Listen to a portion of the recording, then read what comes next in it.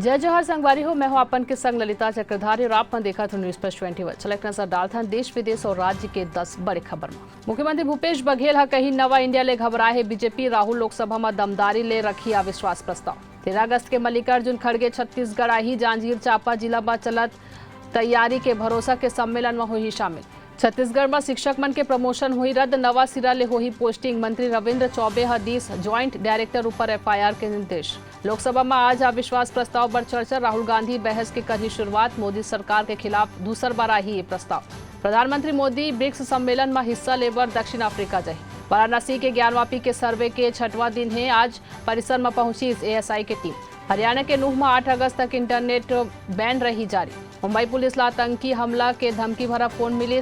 61 साल के आरोपी अरेस्ट। आर्टिकल 370 ऊपर सुप्रीम कोर्ट में आज फिर हुई सुनवाई। देहरादून में भारी बारिश ले तबाही। टप्पेकेश्वर महादेव मंदिर के पास तमसा नदी के सुरक्षा दीवार क्षतिग्रस्त हुई।